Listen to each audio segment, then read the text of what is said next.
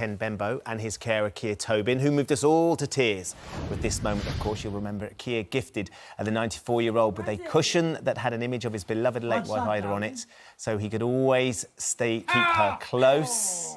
I was in floods of tears when I watched that moment. We all were. It was very, very special. Delighted to say that they're both joining us from Ken's residential home in Preston, where they are celebrating VE Day this morning. Good morning to you both. Morning. Good morning. Lovely to see you in your uniform as well, Kia. And tell us, Kia, about your uniform. What's that you're wearing? It's World War II, Air Force. Very I was going to go as a sailor, but I couldn't find one. You look fabulous. You look really, really fabulous. It's lovely to see the two of you. I wonder, before we sort of talk to Ken about some of his memories of VE Day and being in the war, Kia, what have the last few weeks been like since that clip of you giving Ken that amazing present sort of went viral? What's it been like for the two of you?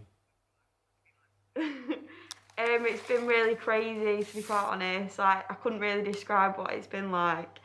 It's just been like really... It's been amazing to see all the support and all the lovely comments that we've got, and the letters that have been written to me have been like, been in tears through half of them. I've seen like what people can say, and it's just so lovely to see what people think. So people and it's nice to know that we've made a lot of people laugh and cry. Yeah.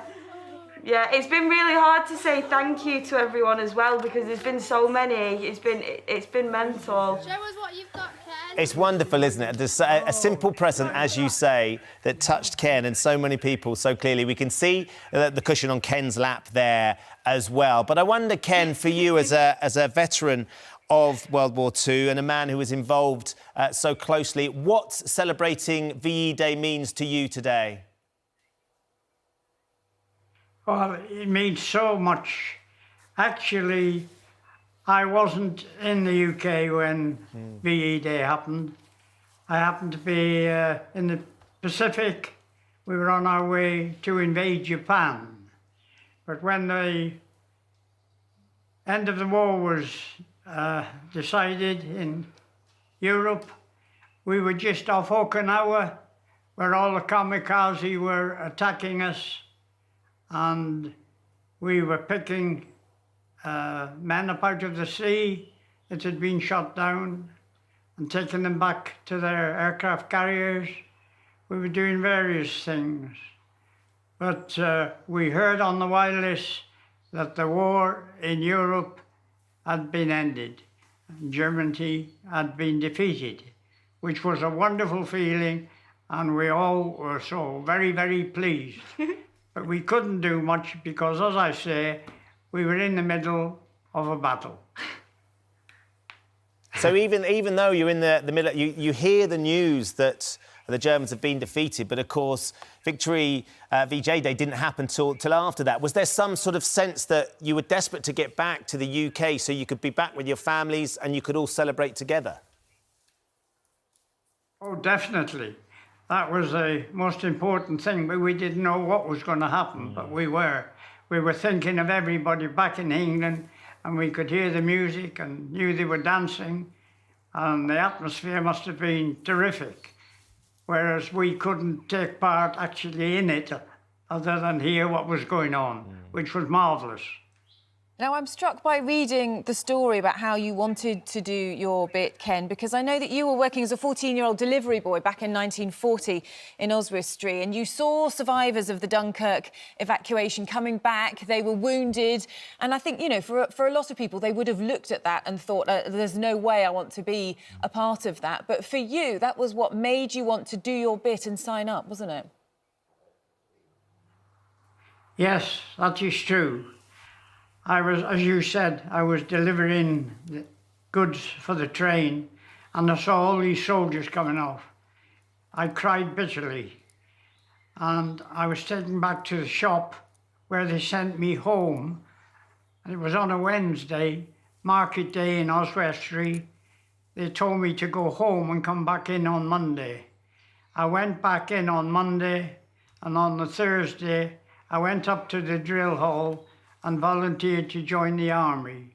But I was only 14, So they told me where to go. They said they were sorry I was too young and to come back. Come back in a few years. So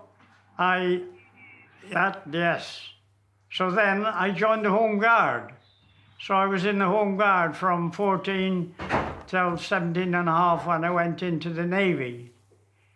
And that was where I joined as a boy and I came out as a man. Because I was on North Atlantic convoys across to Newfoundland. We sank 2 German U-boats. I could tell you lots about battles, but I'll not. But we went out into the Mediterranean and took part on the invasion of Sicily.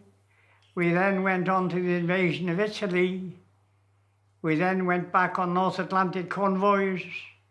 We came back to take part in the Bay of Biscay patrols where the German U-boats were going into the pens on the French coast. And then we were then moved into the English Channel to guard the Mulberry Harbour and different things.